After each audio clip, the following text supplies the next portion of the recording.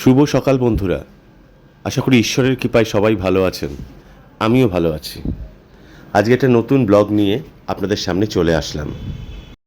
যে কেসটা নিয়ে আজকে বেরিয়েছি সেই কেসটার সম্বন্ধে বলার আগে আমি একটা পুরনো কেস সেইটার কিছু ইনফরমেশন নেওয়ার জন্য এক জায়গায় যাচ্ছি। তারপরে আজকের মেন যে কেস সেই ব্যাপারে যাব।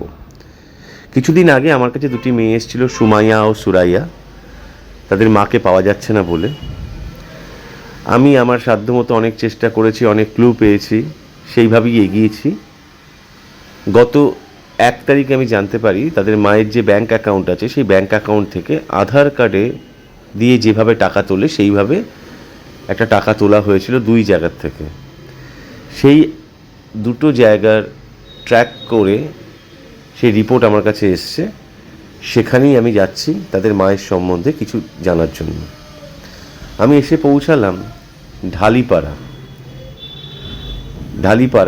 এখানে একটি দোকান থেকে টাকা তুলেছিল, সেখান থেকে আমি জানলাম, কিন্তু এখান থেকে সেরকম কিছু ভালোভাবে এরা বলতে পারলো না। আমার পরবর্তী গন্তব্যস্থল হলো ঈশ্বরীগাছি বলে একটা গ্রাম আছে। সেখানে একটি টাকা তোলার জায়গা থেকে তার মা পরপর 2 বার 500 টাকা করে তুলেছে। আমি এখন সেখানে এসেই পৌঁছালাম। দেখি আশপাশের মানুষদের সঙ্গে কথা বলে তারা কি বলে।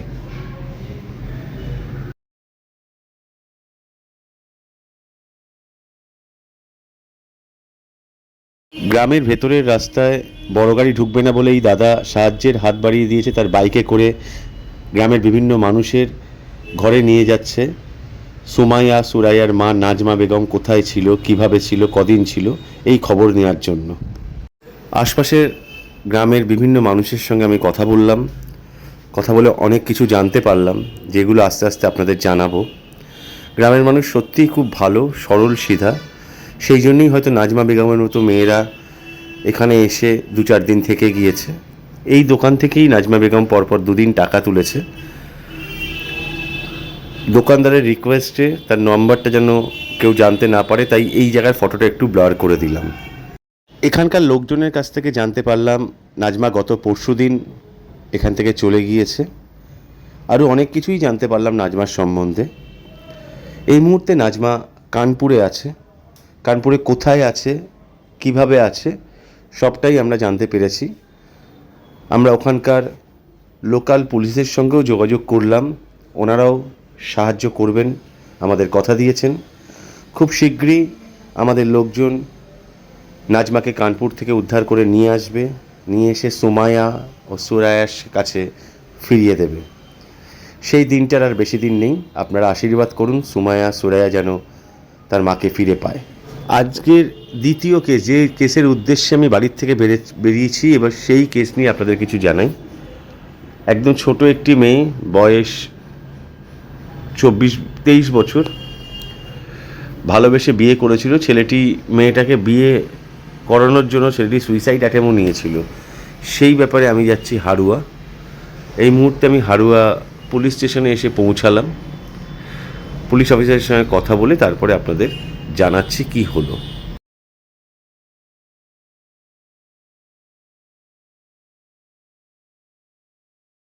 হাড়ুয়া থানার ইনভেস্টিগেশন অফিসার আমাকে সব রকমভাবে সাহায্য করবে সেই আশ্বাস দিয়েছে। এবার আমি যে কেসটার জন্য আজকে সকাল থেকে বেরিয়েছি সেখানে যাওয়ার আগে সেই পরিবার সম্বন্ধে আপনাদের কিছু জানিয়ে দিই। যে মেয়েটির কমপ্লেন আমার কাছে এসছে, মেয়েটির মাত্র 23 বছর বয়স, 2টো বাচ্চা আছে। একজনের 5 বছর, একজনের 1.5 বছর। লাভ ম্যারেজ বিয়ে। ছেলেটি মেয়েটাকে বিয়ের জন্য এমন প্রেশার করেছিল, সুইসাইড অ্যাটেম্প পর্যন্ত নিয়েছিল। মেয়েটা এইচএসের মাত্র 2টো সাবজেক্ট পরীক্ষা দিয়ে আর পড়াশুনো করতে পারিনি। বিয়ের পরে যখন পড়াশুনো করতে চেয়েছিল, মেয়েটির শাশুড়ি বলেছিল বাড়ির বউ কেন পড়াশুনো করবে। তারপরে দীর্ঘদিন মেয়েটি অত্যাচার সহ্য করেছে। আজকের দিনে মেয়েটির স্বামী বাপের বাড়ি রেখে নিয়ে যাচ্ছে না। আসল কারণটা হলো মেয়েটির শাশুড়ি চাইছে না এই মেয়ে আসুক, ছেলের আবার বিয়ে দিতে চাইছে। আসলে সোশ্যাল মিডিয়ার বাইরেও তো একটা জগৎ আছে। সোশ্যাল মিডিয়াতে আমরা হয়তো একটা ডোমেস্টিক ভায়োলেন্স, একটা কোনো অত্যাচার এইগুলো দেখি, তার বাইরে এরকম অনেক অসহায় পরিবার আছে যেখানে হয়তো শাশুড়ির জন্য বৌমা অত্যাচারিত হয়ে বাড়ির থেকে বেরোচ্ছে, কোথাও বৌমার জন্য শাশুড়িরা বৃদ্ধাশ্রমে যাচ্ছে, কোথাও আবার শাশুড়ি মা মেয়ের জন্য জামাই সুইসাইড অ্যাটেম্প নিচ্ছে। তো এই মেয়েটি আমার বক্তব্য যে দাদা আমি সংসারটা করতে চাই। দেখুন, কেস তো করে দেয়াই যায়, কেস করে দিলে সেটার কেস লড়বে, কিন্তু কেসে যদি বাই চান্স এইসব কেসে অ্যারেস্ট হয়, জেল খাটে, তখন কি হয়, স্বামীর মনে না একটা দাগ থেকে যায়। সেই দাগটা সারা জীবন শুনতে হয় মেয়েটাকে যে তুমি আমায় জেল খাটিয়েছিলে। তো আমি এই মুহূর্তে এসে পৌঁছেছি মেয়েটার বাড়িতে। দেখুন, কোলে ছোট্ট বাচ্চাটা নিয়ে মেয়েটা আগে যাচ্ছে, তার পিছনে মেয়েটার ছোট বোন। মেয়েটার বাপের বাড়িতে মেয়েটার একটা ছোট ভাই আছে, 6-এ পড়ে, আর একটা ভাই আছে ক্লাস 10-এ পড়ে, আমার ছেলের বয়সী। তাহলে বুঝতে পারছেন কত ছোট বয়সে এদের বাড়ির লোকজন বিয়ে দিয়েছিল। আমার মেন উদ্দেশ্য আগে বুঝিয়ে মেয়েটা যাতে সংসার হয়, বাচ্চাগুলোর যেন ভবিষ্যৎ হয়, সেইটা ঠিক করা। বোঝানোতে যতদূর যেতে হয় ততদূর যাবে। হ্যাঁ, বলো বলো। যদি তারপরেও কোনো মতে কোনো কাজ না হয় তখন আইনের পথ নেব এবং সঠিক বিচার না বলে বাচ্চা নিয়ে চেষ্টা করব। আমাকে নিয়েও যাওয়া হলো না, তোমাকে না বলে নিয়ে গিয়েছিল? না বলেই দিয়ে গেছে, যে বলবে তো যে আমি নেবে যাচ্ছি কি নিয়ে যাচ্ছি, সেসবও বলিনি। এবার তারপর নিচে চলে এসে আমি আবার নিচে চলে এসেছি, সব পুরো পার হয়ে আমি বলে খুঁজে পাচ্ছি না, আবার রিটার্ন চলে গেছি, কারণ আমার ফোনে তো রিচার্জ নেই। আজ প্রায় 2-3 মাস ধরে আমি রিচার্জ নেই। এবার গিয়েছি, গিয়ে স্যারকে বলছি স্যার আমার বাচ্চাটা নিয়ে চলে গেল, ওরা তো চলে গেল, আমি তো খুঁজে পাচ্ছি না। ম্যাডামও বললো তোমার ফোনে রিচার্জ নেই? আমার ফোনে রিচার্জ নেই। না, ম্যাডাম তোমার জন্য চেষ্টা করছে অনেক। ম্যাম অনেক চেষ্টা করছে আমাদের, কারণ আমরা সত্যি অসহায়। আমি মানে বলার ভাষা নেই যে কীভাবে আমি বলবো, আমরা যে কীভাবে দুটো ভাত খাইতে, ওপরে আল্লাহ নিচে মাথা কি জানে, এছাড়া আর কিছু না। খুবই অবস্থা, বাবার চোখে বাধা মারা পড়েছে, এখানে আরও কষ্ট। বাবা তো একা খাটে, এরা তো খাটতে পারছে না এখনো। তোমার শাশুড়ির নাম ওই উনি মেন কালপিট, উনি বদমাইশি করেন। আর ননদ কি বিয়ে হয়ে গেছে? বিয়ে হয়ে গেছিল, ওর 7 বছর হলো, 7 বছর হয়ে গেছে, ওর হাজবেন্ড মারা গেছে। কিভাবে ওর হাজবেন্ডকে মারা হয়েছে তা জানি না। সেই ননদের শ্বশুরের শাশুড়ির এই মেয়ের সঙ্গে, আর এটা সেই ননদ একাই থাকে এখানে? হ্যাঁ, সেই ননদের বিয়ে হয়েছিল, ভালোবাসা করে বিয়ে করেছে, তবে হাজবেন্ড মারা যায়। হাজবেন্ডকে ভালোবাসে বিয়ে করে, তারপর আমার শ্বশুর শাশুড়ি আমাকে যেরকম করছে, আমার ওই নন্দাইকে ওরকম করতো, মানে পছন্দ করতো না কালো বলে। আচ্ছা, ওর উপরে ওরকম করতো, খুব মানে খেতে। সেই হাজবেন্ড মারা গিয়েছে। হাজবেন্ডটা আর এই যে ননদ যার নামে কেস, আর এক যে ননদ যার যে বাড়িতে খালা শাশুড়ির যে মেয়ে, সেটা কোন ননদ? সেটা হচ্ছে কি ওর খালা শাশুড়ির হ্যাঁ, মেয়ে, বুঝতে পেরেছো? ওর খালা শাশুড়ির মেয়ে? না না, বড় ননদ, আমার বড় ননদ, বড় ননদের খালা শাশুড়ি, খালা শাশুড়ির মেয়ে। মানে বড় হয়ে গেছিলাম, আমি আগে বলেছিলাম যে এটা করো কেন, তুমি লোকে মানে আমার রেখে চলে যাচ্ছ। আর বলেছি যখন, তখন এই মেয়ে 4 মাস পেটে, আমি বুঝতে পারিনি। তখন আমার মানে এত মারে, খুব মারলো সেদিন সন্ধ্যাবেলা। বল মারে? হ্যাঁ, বিশাল মারলো। শাশুড়ি মারে? এখানে এসে যেটা জানতে পারলাম, মেয়েটি ভালোবাসা করে বিয়ে করেছে তো ঠিকই, হয়তো মেয়েটার হাজব্যান্ড এখন মেয়েটাকে ভালো লাগছে না, সে অন্য কোনো জায়গায় অন্য কোনো কাউকে পছন্দ করেছে। কিন্তু বাস্তব জীবনে তো এটা সম্ভব না যে একজনকে ভালোবাসবো, বিয়ে করব, বাচ্চা থাকবে, তবে তাদের দূরে ছড়িয়ে দিয়ে অন্য কাউকে ভালোবেসে আবার সংসার করব।